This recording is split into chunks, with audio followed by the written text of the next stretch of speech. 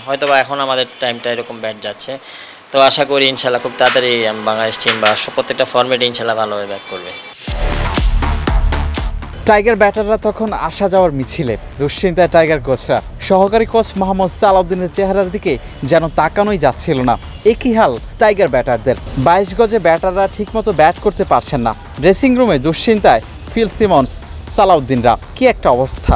সংযুক্ত আরব আমিরাতের বিপক্ষে বাংলাদেশের সিরিজ হার ইতিহাস তৈরি করেছে আরব আমিরাত।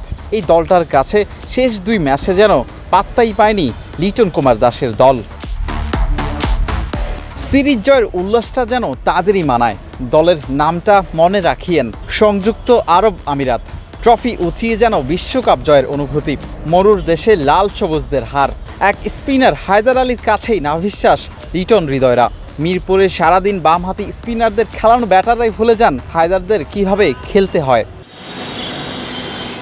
অধিনায়ক লিটন শান্তদের কোনো পরিকল্পনাই যেন কাজে আসছে না।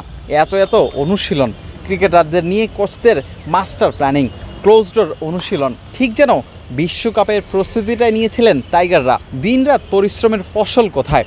ইউএইদের সঙ্গে সিরিজ হার। সবসময় টাইগারদের টার্গেট থাকে পরের বিশ্বকাপ। এবার সেই চ্যালেঞ্জের শুরুটাই হোঁচট খেল সিমন্সের শিষ্যরা। দেশ জুড়ে তোলপাড়, ওয়ালটন ফ্রিজ কিনে আপনিও হয়ে যেতে পারেন মিলেনিয়ার। সাদা পোশাকের নিয়মিত সদস্য সাদমান ইসলাম স্বাগতিকদের বিপক্ষে লিটনদের হার দেখেছেন টেলিভিশনে, নজর রেখেছেন, কিন্তু সব যেন এলোমেলো।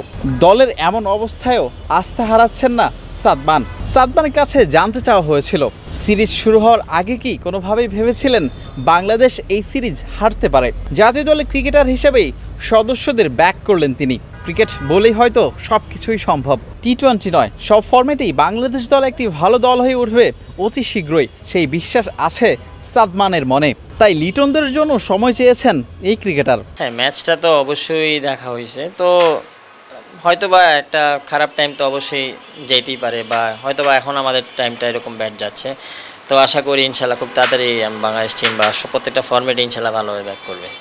সিরিজ শুরু হওয়ার আগে আপনি কি আসলে ভেবেছিলেন যে তারা সিরিজ হারতে পারে সংযুক্ত আরব আমিরাতের বিপক্ষে? মানে এমন একটা দুঃসময় আসতে পারে বাংলাদেশের ক্রিকেটে? না, এমন তো কখনো কেউ চিন্তা করি না যেতে মানে আমরা হারবো, বা সবসময় তো ভালোই চিন্তা করি, টিম সবসময় ভালো করুক, এটাই তো আশা। গোল বলের খেলা, আপনার বলা যায় না, মানে সবাই তো জিতার জন্য, কেউ তো হারার জন্য যায়নি।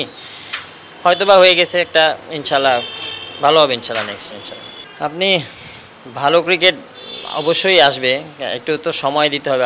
এখন মানে টিম হিসেবে দেখেন আমরা এখন সবাই এক ব্যাচ বা সবাই সেম এজ, তো একটু আশা করি ইনশাল্লাহ একটু টাইম লাগবে। তো একটা টিম হইতেও কিন্তু আপনার টাইম লাগে, তো ইনশাল্লাহ আপনার কিছুদিন, আমার তো সামনে অনেক খেলাও আছে বা টেস্ট আছে, ইনশাল্লাহ আমরা যদি একসাথে হয়ে সবাই মানে টিম হিসেবে ভালো খেলতে পারি, খুব তাড়াতাড়ি আমরা ভালো টিম হিসেবে ভালো রেজাল্ট পাবেন ইনশাল্লাহ। মিরপুর হোম ক্রিকেট থেকে বিলাল হোসেন শিমুল, ক্রিকেট 97।